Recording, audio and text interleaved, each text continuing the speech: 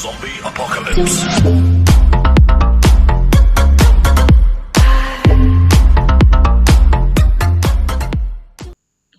Assalamualaikum warahmatullahi wabarakatuh. Alhamdulillahirabbil alamin. Wassalatu wassalamu ala asrafil anbiya'i wal mursalin sayyidina wa maulana Muhammadin wa ala alihi wa sahbihi ajma'in, amma ba'd. Perkenalkan, nama saya Muhammad Ridatullah dengan nomor induk mahasiswa 220104030147.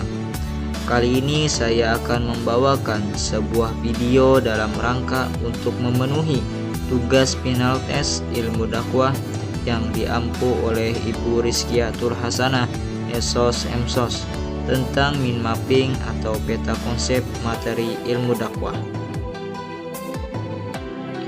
Pembahasan materi ilmu dakwah, saya akan membahas tentang 7 bagian, yaitu bagian pertama tentang landasan ontologis, epistemologis, dan aksiologis dakwah.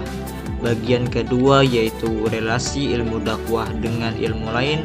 Bagian ketiga yaitu paradigma ilmu dakwah. Bagian keempat yaitu macam, model, pendekatan, media, dan metode dakwah. Bagian kelima yaitu problematika dakwah masa kini. Bagian keenam yaitu faktor hidayah dalam dakwah. Bagian ketujuh yaitu efek dakwah dan tahap-tahap perubahan perilaku mad'u.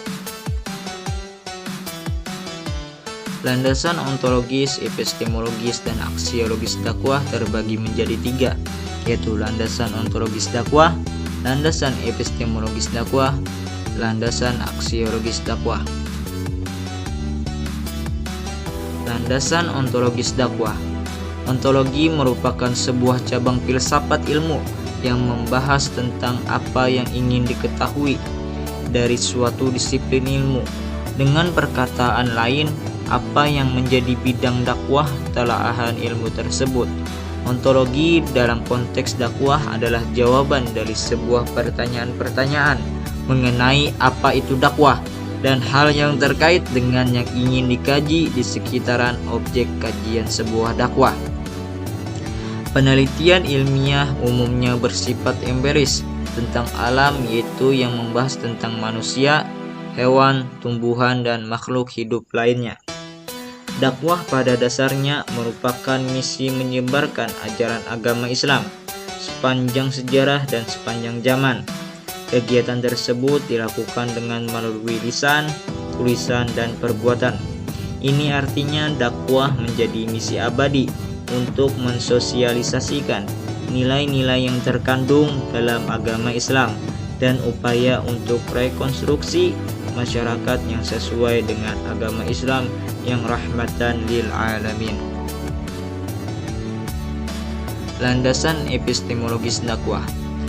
Mulanya istilah epistemologi digunakan dalam filsafat tentang cara memperoleh pengetahuan yang valid serta asal-usul, sifat, dan batas pengetahuan.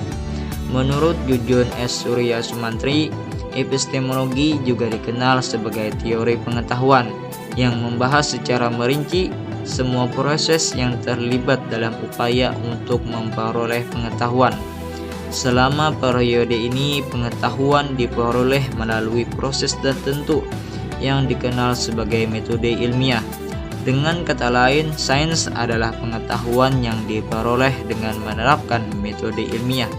Selanjutnya dapat ditegaskan bahwa ilmu adalah bagian dari pengetahuan yang timbul darinya, yaitu ilmu pengetahuan sering disebut ilmu. Pengetahuan di sisi lain diperoleh melalui proses khusus yang dikenal sebagai metode ilmiah. Dengan kata lain, ilmu adalah pengetahuan yang didapatkan dengan cara menerapkan metode ilmiah. Landasan aksiologis dakwah. Kata aksiologi berasal dari kata Yunani axios, itu berarti layak atau pantas. Oleh karena itu, logo memiliki makna yang berarti ilmu, dan secara sederhana aksiologi adalah yang mengajarkan manfaat dan nilai-nilai ilmu pengetahuan. Aksiologi ini dapat dibagi menjadi 3 bagian. Bagian pertama yaitu tindakan moral, pertama menghasilkan moralitas, bagian kedua yaitu ekspresi keindahan menghasilkan keindahan, bagian ketiga yaitu kehidupan politik menghasilkan politik nilai sosial. Oleh karena itu, penerapannya pada praktik ilmiah, dakwah membutuhkan pemahaman umum tentang makna teori nilai. Itu karena dakwah adalah ilmu terapan nyata yang perlu diimplementasikan di dunia nyata. Aksiologi adalah ilmu pengetahuan yang menyelidiki hakikat nilai yang pada umumnya ditinjau dari sudut pandang kefilsafatan. Aksiologi meliputi nilai-nilai parameter bagi apa yang disebut sebagai kebenaran atau kenyataan, sebagaimana kehidupan kita yang menjelajahi berbagai kawasan, seperti kawasan sosial, kawasan fisik material, dan kawasan simbolik yang masing-masing menunjukkan aspeknya sendiri-sendiri. Lebih dari itu, aksiologi juga menunjukkan kaidah-kaidah apa yang harus kita perhatikan di dalam menerapkan ilmu ke dalam praksis. Relasi ilmu dakwah dengan ilmu lain terbagi menjadi 2, yaitu signifikansi ilmu dakwah dan ilmu-ilmu bantu untuk ilmu dakwah. Signifikansi ilmu dakwah. Para pelaku dakwah di masyarakat banyak yang mengembangkan dakwah hanya melalui metode ceramah dan masih berputar pada model-model dakwah yang telah berjalan bertahun-tahun dan belum menunjukkan perubahan yang berarti. Untuk itulah ilmu dakwah lahir sebagai jawaban atas pelaksanaan dakwah yang asal jalan. Ilmu dakwah termasuk sains aplikatif. Hasil dari penelitian ilmu dakwah dapat berguna untuk kegiatan dakwah. Term sains aplikatif terkadang digunakan untuk menunjukkan pada penelitian sains yang dikonsentrasikan dalam pengembangan teknologi, menurut Joseph W. Dauben. Dalam ilmu dakwah dibagi menjadi 2 bentuk teori pengembangan, yaitu pengujian teori. Teori yang telah mengalami ujian di berbagai wilayah penelitian dan teori itu masih tetap diakui, maka ia akan meningkat menjadi hukum. Pengembangan teori yang bagus ini akan memunculkan teori yang baru dan teori lama menjadi teori besar. Yang kedua yaitu pembentukan teori. Teori ini juga karakter rasionalisme dan fenomenologi. Dalam hal ini, peneliti mendalami objek penelitian secara cermat, lalu ia menemukan data kualitatif. Dari data ini, peneliti membuat proporsi-proporsi yang ada gilirannya dilakukan pengujian sehingga menjadi suatu teori. Baik pengujian teori maupun pembentukan teori, keduanya bermanfaat bagi kegiatan dakwah. Titik teori menjadi pilihan bagi pendakwah. Semakin banyak teori dakwah yang diserap oleh pendakwah, maka semakin banyak pula pilihan yang dimilikinya. Untuk memilih media dakwah, pendakwah perlu memiliki banyak pilihan media. Tentu saja tidak semua media yang digunakan, tetapi hanya media yang dipilih sesuai dengan medan dakwahnya. Ilmu-ilmu bantu untuk ilmu dakwah. Ilmu dakwah harus menghadapi kompleksitas manusia. Manusia dapat dipandang dari sudut pandang manapun. Semua ilmu yang mengkaji manusia dapat membantu perkembangan ilmu dakwah. Dalam hal ini, manusia sebagai makhluk yang berakhlak dan menjadi khalifah. Secara garis besar, ilmu dakwah hanya dibantu oleh ilmu keislaman dan sains sosial.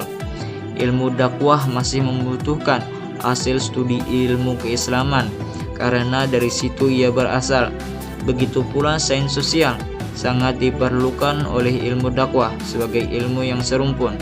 Berikut ini ilmu-ilmu bantu untuk ilmu dakwah ialah sebagai berikut. Yang pertama yaitu ilmu dakwah dan ilmu-ilmu keislaman. Yang kedua ilmu dakwah dan sains sosial. Yang ketiga ilmu dakwah dan metodologi sains. Ilmu dakwah dan ilmu-ilmu keislaman yaitu konsep dakwah berasal dari Al-Quran dan Al-Sunnah, bukan dari pemikiran manusia ataupun temuan lapangan. Dari kedua sumber ini, pemikiran dakwah dikembangkan dengan ilmu tauhid, perilakunya dengan ilmu fikih, dan kalbunya dengan ilmu akhlak.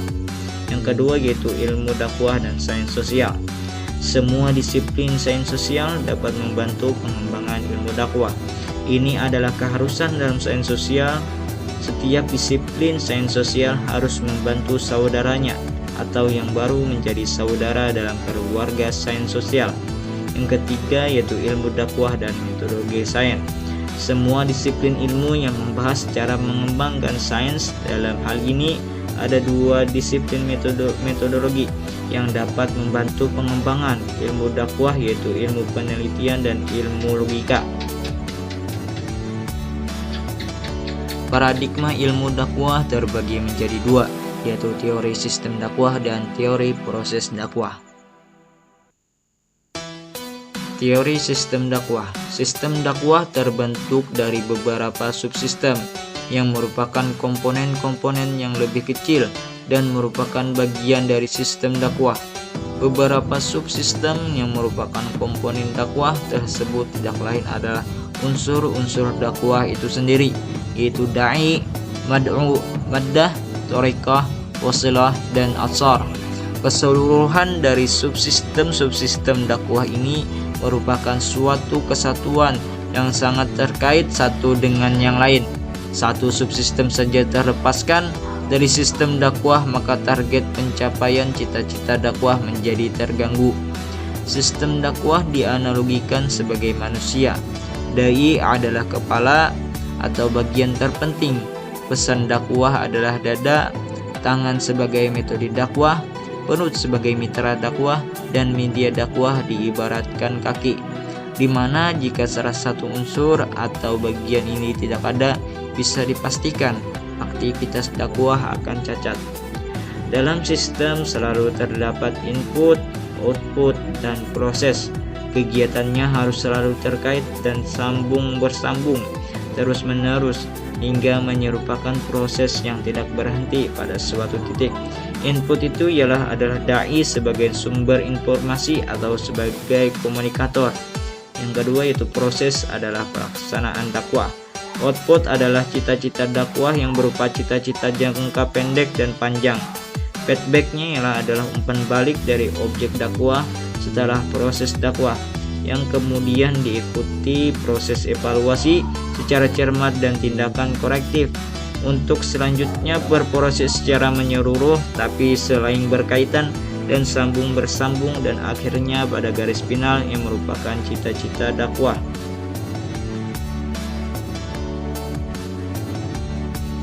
Teori proses dakwah. Teori proses dakwah disampaikan dengan 3 proses, yaitu sebagai berikut, yaitu pengertian proses dakwah, proses penyampaian dakwah, dan proses penerimaan dakwah. Pengertian proses dakwah secara teoritis, proses dakwah adalah suatu tahapan dalam melakukan kegiatan dakwah, baik dalam bentuk lisaniyah maupun tindakan atau perbuatan. Yang kedua yaitu proses penyampaian dakwah. Ada 3 faktor penting yang sangat menentukan keberhasilan dakwah, yaitu yang pertama, yang menyampaikan dakwah. Yang kedua, teknik penyampaian dakwah. Yang ketiga, siapa penerima pesan dakwah. Yang ketiga yaitu proses penerimaan dakwah. Proses bagaimana mad'u menerima informasi, mengolahnya, menyimpan, dan menghasilkan informasi. Proses ini meliputi sensasi, persepsi, memori, dan berpikir. Sensasi ialah proses menangkap stimuli atau rangsang. Persepsi adalah proses memberi makna pada sensasi sehingga manusia memperoleh pengetahuan baru. Dalam penyampaian dakwah di masyarakat, tentunya ada beberapa hal yang dapat menarik perhatian masyarakat untuk dapat menerima sudut dakwah tersebut, antara lain yaitu prinsip gerakan. Secara psikologis, benda kecil yang bergerak-gerak pasti lebih menarik perhatiannya dibanding benda-benda besar yang diam. Misalnya dai yang seringkali menggerak-gerakkan tangannya atau sesekali kepalanya ketika sedang berdakwah, karena dengan gerakan tangan itu perhatian pendengar tertuju padanya. Yang kedua yaitu prinsip kontras, yaitu memperhatikan stimuli yang lebih menonjol dari stimuli yang lain. Suara keras di tengah keheningan, sorot lampu di tengah kegelapan, warna merah pada latar belakang putih pasti menarik perhatian. Yang ketiga yaitu prinsip kebaruan. Segala sesuatu yang baru pasti menarik perhatian manusia, orang baru, barang baru, dan juga ide baru. Memori. Salah satu kelebihan manusia adalah kemampuan menyimpan informasi yang sangat banyak dalam waktu yang lama dan dapat mengingat kembali. Berpikir merupakan proses keempat setelah sensasi, persepsi, dan memori yang mempengaruhi penafsiran terhadap suatu stimulasi. Dalam berpikir, seseorang melibatkan sensasi, persepsi, dan memori sekaligus dalam kehidupan. Berpikir diperlukan untuk memecahkan persoalan, untuk mengambil keputusan, dan untuk melahirkan sesuatu yang baru. Macam model pendekatan media dan metode dakwah terbagi menjadi 5, yaitu macam dakwah, model dakwah, pendekatan dakwah, media dakwah, dan metode dakwah. Macam dakwah. Macam-macam dakwah terbagi menjadi 6, yaitu sebagai berikut: dakwah fardiyah, dakwah ammah, dakwah bilisan, dakwah bilhal, dakwah bitadwin, dakwah bil hikmah. Dakwah fardiyah yaitu merupakan dakwah yang dilakukan seseorang kepada individu atau kepada orang banyak dalam jumlah yang kecil dan terbatas. Biasanya dakwah fardiyah berlangsung tanpa adanya kesiapan dan tersusun secara tertib. Yang kedua, dakwah ammah. Dakwah ammah adalah jenis dakwah yang dijelaskan, yang dilaksanakan seseorang dengan media lisan yang diarahkan kepada orang banyak dengan tujuan memberi pengaruh kepada orang lain. Yang ketiga yaitu dakwah bilisan. Dakwah bilisan adalah dakwah yang secara langsung disampaikan dalam wujud lisan, sehingga ada interaksi yang terjalin antara pemberi dakwah dengan orang yang mendengarkan dakwah tersebut, bisa langsung mendengarkan dan memahami apa yang telah disampaikan oleh pemberi dakwah. Jika ada hal-hal yang belum dipahami, maka orang tersebut bisa langsung menanyakan langsung hal tersebut agar lebih jelas dan mampu dipahami. Yang keempat yaitu dakwah bilhal. Dakwah bilhal yaitu merupakan dakwah yang mengutamakan perbuatan nyata, dilaksanakan dengan maksud tidak cuma membuat pendengar memahami arti yang disampaikan dari dakwah tersebut, tapi juga mengaplikasikan berbagai perbuatan yang dicontohkan tersebut dalam kehidupan sehari-hari. Dengan demikian, orang yang mendengarkan dakwah tidak cuma memaknai sebuah kebaikan dan keburukan, tapi juga mampu melaksanakan nilai-nilai kebaikan tersebut dan menjauhkan nilai-nilai keburukan dalam kehidupan sehari-harinya. Yang kelima yaitu dakwah bitadwin, yaitu dakwah melalui tulisan, baik dengan menerbitkan kitab-kitab, buku, majalah, internet, koran, dan tulisan-tulisan yang mengandung pesan dakwah sangat penting dan efektif. Dengan memasuki zaman global seperti saat ini, dakwah model ini tidak menjadi musnah meskipun sang dai atau penulisnya sudah wafat. Menyangkut dakwah bitadwin ini, Rasulullah SAW bersabda, sesungguhnya tinta para ulama adalah lebih baik dari darahnya para syuhada. Yang keenam yaitu dakwah bil hikmah, yaitu dakwah yang yakni menyampaikan dakwah dengan cara yang arif bijaksana, yakni melakukan pendekatan sedemikian rupa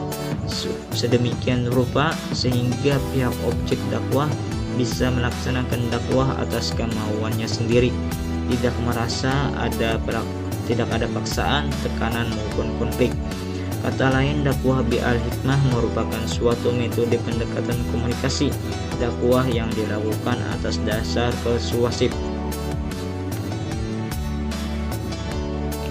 Model dakwah. Model dakwah, model berarti pola, contoh, acuan, ragam, dan sebagainya, dan sesuatu yang akan dibuat atau dihasilkan. Adapun model-model dakwah diantaranya adalah yang pertama dakwah bilisan. Dakwah model ini dapat melalui bentuk nasihat, diskusi, sarasehan dan intinya melalui mulut atau lisan, di mana lanjutnya materi dakwah bilisan ini perlu ditingkatkan dan terus dilatih agar mampu menjawab tantangan zaman. Yang kedua yaitu yakni dakwah bil kalam, yaitu dakwah melalui bentuk tulisan dengan tema yang aktual, menjawab pertanyaan masyarakat dijawab melalui buku, sehingga dakwah bisa lebih menyebar bila diterbitkan dalam bentuk buku kecil yang disebarkan ke seluruh Indonesia sehingga masyarakat paham. Yang ketiga dakwah bil hal atau dengan aksi nyata. Dakwah dalam bentuk ini Majelis Ulama Indonesia menekankan penyelenggaraan kegiatan-kegiatan bersifat sosial dan ekonomi. Dari penjelasan di atas dapat disimpulkan bahwa model dakwah itu adalah acuan untuk mengajak orang melakukan perbuatan melaksanakan ajaran yang sesuai dengan tuntunan serta ajaran yang disampaikan oleh agama Islam. Pendekatan dakwah. Kata pendekatan dakwah adalah titik tolak atau sudut pandang ketika terhadap proses dakwah. Umumnya penentuan pendekatan didasarkan pada mitra dakwah dan suasana yang melingkupinya, di mana pendekatan dakwah yaitu pendekatan budaya, pendekatan pendidikan, dan pendekatan psikologis. Pendekatan dakwah dapat dibagi menjadi dua bentuk, yaitu pendekatan sosial dan pendekatan psikologis. Pendekatan sosial yaitu pendekatan ini didasarkan atas pandangan bahwa penerima atau mitra dakwah adalah manusia yang bernaluri sosial serta memiliki keterkaitan dan ketergantungan dengan orang lain. Interaksi sosial manusia ini meliputi semua aspek kehidupan, yaitu interaksi budaya, pendidikan, politik, dan ekonomi. Oleh karena itu, pendekatan sosial ini meliputi pendekatan pendidikan budaya, pendekatan politik, dan pendekatan ekonomi. Yang kedua yaitu pendekatan psikologis. Pendekatan ini meliputi dua aspek, yaitu yang pertama citra pandang dakwah terhadap manusia sebagai makhluk yang memiliki kelebihan dibanding dengan makhluk lainnya. Realita pandang dakwah terhadap manusia yang di samping memiliki beberapa kelebihan, ia juga memiliki berbagai macam kekurangan dan keterbatasan. Media dakwah. Media dakwah adalah alat yang digunakan untuk menyampaikan materi dakwah ajaran Islam kepada mad'u. Untuk menyampaikan ajaran Islam kepada umat, dakwah dapat menggunakan berbagai wasilah. Secara umum, media-media benda yang dapat digunakan sebagai media dakwah dikelompokkan pada media audio visual, dan media cetak. Media audio itu ialah radio dan tape recorder, sedangkan media audio visual yaitu televisi, film atau sinetron, dan video. Sedangkan media cetak yaitu buku, surat kabar, dan majalah. Metode dakwah. Metode dakwah dari segi bahasa, metode dakwah berasal dari dua kata, yaitu meta melalui dan odos jalan cara. Dengan demikian, kita dapat artikan bahwa metode adalah cara atau jalan yang harus dilalui untuk mencapai suatu tujuan. Serulah manusia kepada jalan Tuhanmu dengan hikmah dan pelajaran yang baik, dan bantahlah mereka dengan cara yang baik. Sesungguhnya Tuhanmu dialah yang lebih mengetahui tentang siapa yang tersesat dari jalannya, dan dialah yang lebih mengetahui orang-orang yang mendapat petunjuk. Quran Surah An-Nahl ayat 125. Ayat tersebut di atas telah memberikan pedoman tentang metode dakwah. Harus dilakukan antara lain yaitu sebagai berikut, yaitu yang pertama metode bi al-hikmah, yang kedua metode al-mau'izzah al-hasanah, yang ketiga metode al-mujadalah billati hiya ahsan.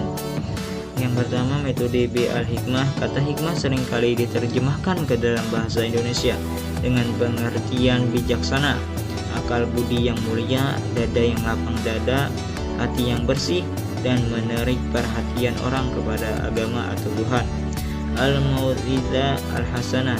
Terminologi mau'izzah hasanah dalam perspektif dakwah sangat populer, bahkan dalam acara-acara seremonial keagamaan seperti Maulid Nabi dan Isra Mi'raj.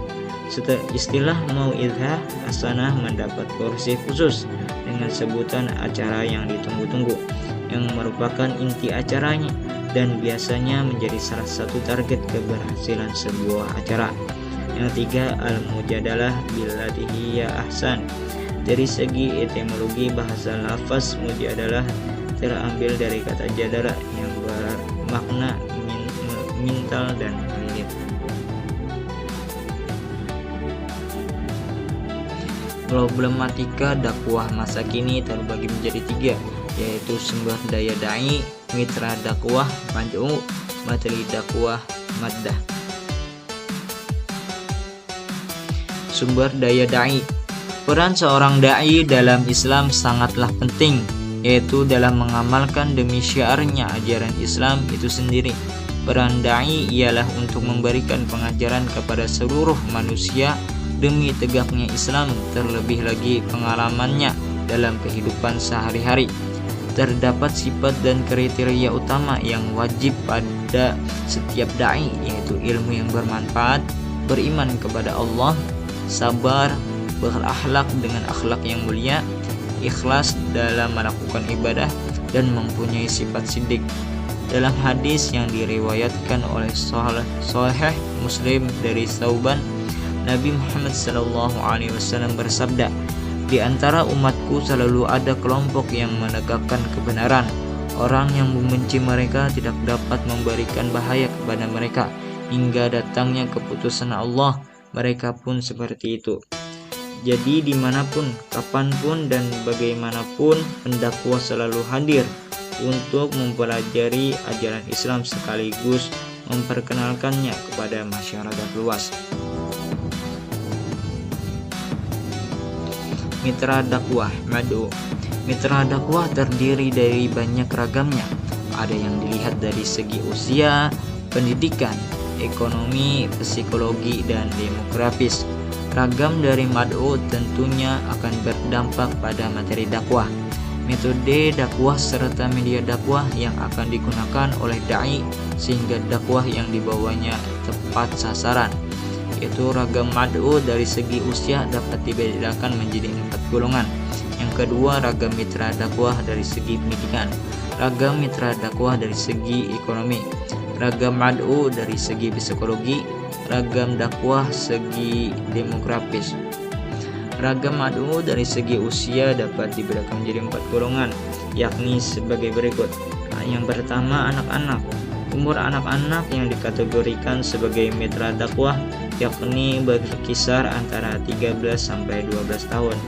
Yang kedua, remaja, adalah fase terjadinya pencarian jati diri. Pemberontak menjadi ciri khas bagi orang yang melihat pertumbuhan remaja. Yang ketiga yaitu dewasa, puncak dari kemantangan nalar, emosi, dan berpikir kritis ada di fase umur dewasa.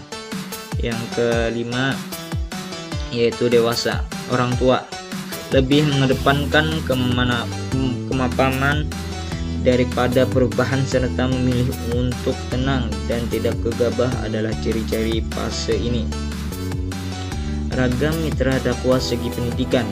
Pendidikan untuk saat ini masih digunakan sebagai acuan kecerdasan. Semakin tinggi tingkat pendidikan yang ditempuh oleh seseorang berbanding lurus dengan tingkat kecerdasannya. Yang ketiga yaitu ragam mitra dakwah dari segi ekonomi. Dakwah yang dilakukan kepada masyarakat dari stratifikasi sosial ekonomi yang perlu menjadi perhatian dai. Yang keempat yaitu ragam mad'u dari segi psikologi. Aspek fisiologi yang akan dikupas dalam bab ini berkaitan dengan ragam mad'u adalah karakter dari segi perbedaan kelamin antara laki-laki dan perempuan. Ragam dakwah dari segi demografis. Demografis di sini ditekankan pada perbedaan letak mad'u di perkotaan, pedesaan, dan juga daerah marginal. Materi dakwah. Materi dakwah atau yang sering juga disebut dengan pesan dakwah adalah segala sesuatu yang dikomunikasikan oleh sumber. Dalam hal ini dai kepada penerima mad'u. Pada dasarnya materi dakwah Islam sejak zaman Rasulullah SAW hingga saat ini tidak ada yang berubah karena semuanya terkait dengan ajaran Islam. Materi dakwah yang baik adalah yang direncanakan semaksimal mungkin menurut wahyu ilahi. Paling tidak ada 4 hal yang harus diperhatikan, yaitu yang pertama, pesan harus direncanakan dan disampaikan sedemikian rupa sehingga dapat menarik perhatian sasaran yang dimaksud. Yang kedua, pesan harus menguatkan tanda-tanda yang tertuju pada pengalaman yang sama antara komunikator dan komunikan sehingga sama-sama dapat mengerti. Yang ketiga, pesan harus membangkitkan kebutuhan pribadi pihak komunikan dan menyarankan beberapa cara untuk memperoleh kebutuhan. Yang keempat, pesan harus menyarankan suatu cara untuk memperoleh kebutuhan tersebut yang layak bagi situasi kelompok tempat komunikan berada pada saat ia digerakkan untuk memberikan tanggapan yang dikehendaki. Faktor hidayah dalam dakwah terbagi menjadi 3, yaitu arti hidayah dan macam-macamnya. Hidayah dalam berbagai kasus konversi agama, dan yang ketiga hidayah dan ikhtiar dakwah. Arti hidayah dan macam-macamnya. Kata hidayah berasal dari kata bahasa Arab hada yahdi, hadyun, hudan, dan hidayatan. Hidayah menurut etimologi berarti petunjuk. Lawan katanya adalah dalalah, berarti kesesatan. Secara terminologi, hidayah adalah penjelasan dan petunjuk jalan yang akan menyampaikan kepada tujuan sehingga meraih kemenangan di sisi Allah Subhanahu wa taala. Ibnu Qayyim memaparkan makna hidayah secara syar'i dengan membaginya kepada 4 macam, yaitu hidayah ammah, hidayah daldalah, hidayah taufik, dan hidayah jannah. Hidayah ammah yaitu hidayah yang bersifat umum yang diberikan kepada seluruh makhluk. Hidayah ini bersifat naluriyah, termasuk panca indera untuk bisa hidup, akal, insting, fitrah, dan kalbu. Hidayah daldalah yaitu berupa penjelasan tentang kebaikan dan keburukan. Kebaikan membawa kepada kebahagiaan dan keburukan yang membawa penderitaan. Yang ketiga yaitu hidayah taufik, yaitu ilham dalam hati manusia untuk mengikuti jalan yang benar serta kelapangan dada untuk menerima kebenaran serta memilihnya. Hidayah ini disebut juga dalam hidayah ma'unah. Hidayah jannah yaitu diperolehnya surga dan terhindarnya dari api neraka.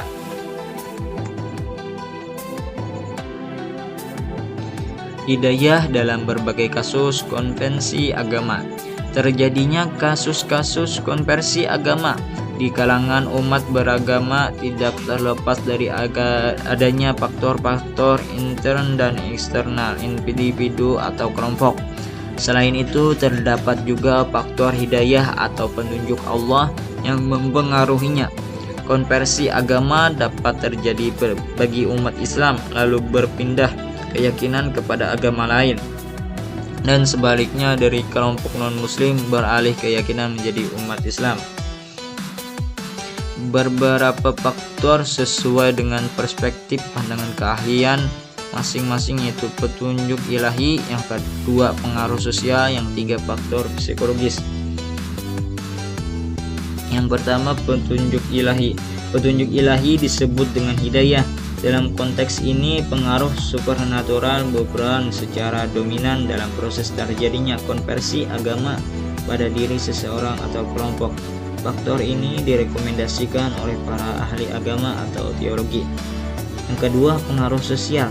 Faktor ini direkomendasikan oleh sosiologi, pengaruh sosial yang mendorong terjadinya konversi agama.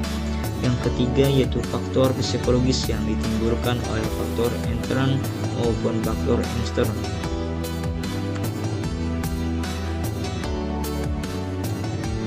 Hidayah dalam ikhtiar dakwah. Adapun langkah-langkah ikhtiar untuk meraih hidayah dari Allah Subhanahu wa taala, maka kita dianjurkan bersikap baik tutur, kata maupun perbuatannya, antara lain yaitu yang pertama, tidak boleh sombong atau takabur. Yang kedua, selalu menggunakan akal dan berpikir yang ma'ruf. adil, dan benar. Yang ketiga yaitu banyak berzikir. Yang keempat selalu menghatamkan Al-Quran. Yang kelima selalu silaturahmi dengan para ulama atau orang-orang soleh. Efek dakwah dan tahap-tahap perubahan perilaku mad'u terbagi menjadi 3, yaitu persuasi dakwah, tahap-tahap perubahan perilaku, dan ketiga evaluasi efek dakwah. Persuasi dakwah. Dakwah bersifat persuasi, artinya berusaha mempengaruhi manusia untuk menjalankan agama sesuai dengan kesadaran dan kemauannya sendiri, bukannya dengan jalan koersif atau paksaan, sebab pemaksaan adalah perampasan hak asasi manusia dalam beragama. Berikut ini adalah teknik-teknik tersebut dengan beberapa ulasan dari penulis dalam perspektif Al-Quran pada ujung uraian. Pendakwah sebagai komunikator harus memperhatikan 3 teknik tersebut, yaitu yang pertama pesan satu sisi dan dua sisi, yang kedua kredibilitas sumber, dan yang ketiga seruan rasa takut. Pesan satu sisi dan dua sisi. Suatu proses pesan komunikasi harus disertai argumen yang menguatkannya. Pesan satu sisi efektif untuk orang-orang yang berpendidikan lebih rendah, dan pesan dua sisi efektif untuk mereka yang berpendidikan tinggi. Yang kedua yaitu kredibilitas sumber. Perubahan sikap seseorang dipengaruhi juga oleh sejauh kredibilitas komunikator. Semakin tinggi kredibilitas komunikator, semakin besar kekuatan pengaruhnya dalam perubahan sikap mitra dakwah. Untuk kredibilitas Rasulullah SAW sebagai pembimbing umat manusia, Allah Subhanahu wa Ta'ala meyakinkan umat manusia dengan menyebut beliau sebagai pribadi yang berakhlak mulia dan patut dijadikan teladan. Yang ketiga yaitu seruan rasa takut, yaitu mempengaruhi sikap juga bisa dilakukan dengan membangkitkan rasa takut. Tahap-tahap perubahan perilaku. Bagaimana proses perubahan perilaku manusia setelah menerima pesan-pesan dakwah, yaitu akal berupa keyakinan tentang suatu tindakan, hati berupa suara atau bisikan yang menyenangkan, dan hawa nafsu yang diwujudkan oleh anggota tubuh dalam bentuk tindakan nyata. Berdasarkan proses perubahan perilaku tersebut, maka evaluasi terhadap penerimaan dakwah ditekankan untuk menjawab sejauh mana ketiga aspek perubahan tersebut, yaitu aspek kognitif, aspek afektif, dan aspek behavioral pada penerimaan dakwah. Efek kognitif yaitu setelah menerima pesan dakwah, mitra dakwah akan menyerap isi dakwah tersebut melalui proses berpikir. Efek afektif yaitu efek ini merupakan pengaruh dakwah berupa perubahan sikap mitra dakwah setelah menerima pesan dakwah. Yang ketiga yaitu efek behavioral. Efek ini merupakan suatu bentuk efek dakwah yang berkenaan dengan pola tingkah laku mitra dakwah dalam merealisasikan pesan dakwah yang telah diterima dalam kehidupan sehari-hari. Evaluasi efek dakwah. Setiap aksi dakwah akan menimbulkan reaksi, demikian juga sebagai kegiatan peningkatan iman seseorang atau kelompok. Ketika dakwah telah dilakukan oleh seorang pendakwah dengan pendekatan, strategi, metode pesan, dan menggunakan media tertentu, maka pasti akan timbul respon atsar pada mitra dakwah yang menerimanya. Suatu komunikasi dakwah selalu bertujuan menerangkan, meyakinkan, menimbulkan inspirasi, dan terakhir adalah menggerakkan audiensi untuk melaksanakan isi pesan keagamaan yang telah disampaikan. Oleh sebab itu, setelah persuasi dakwah dilakukan, perlu dilakukan evaluasi apakah persuasi menghasilkan perubahan atau tidak. Menurut Rushdie, menetapkan hal-hal yang harus dievaluasi sebagai berikut. Yang pertama, penyajian pesan komunikasi. Yang kedua, perhatian. Yang ketiga, pemahaman. Yang keempat, tunduk pada pesan pembicara. Yang kelima, penahanan dalam ingatan. Yang keenam, tingkah laku. Yang pertama yaitu penyajian pesan komunikasi. Penyajian pesan komunikasi merupakan tahap pertama dalam proses persuasi. Yang kedua, perhatian. Setelah pesan dakwah disajikan kepada mitra dakwah, yaitu audiensi ataupun pembaca, pertanyaan kedua ialah apakah mereka menaruh perhatian terhadap isi pesan tersebut. Yang ketiga, pemahaman. Setelah pendakwah dapat menarik perhatian dan mendapatkan simpati dari audiensi, maka pada tahap ketiga adalah apakah mereka dapat memahami apa yang dikomunikasikan dengan baik. Yang keempat, tunduk pada pesan pembicara. Tahap keempat pada proses persuasi adalah sejauh mana audiensi tunduk dan patuh kepada isi pesan yang telah dipahami. Yang kelima, penahanan dalam peringatan. Jika audiensi telah menaruh minat dan tunduk pada pesan dakwah, maka pertanyaan berikutnya adalah sejauh mana mereka menahan dalam ingatan mereka. Yang keenam, tingkah laku. Tahap terakhir dari proses persuasi ialah mitra dakwah. Pelaksanaan benar-benar tingkah laku sesuai dengan harapan pendakwah. Sampai di sini dulu final test dari saya. Salah dan khilafnya mohon dimaafkan. Assalamualaikum warahmatullahi wabarakatuh.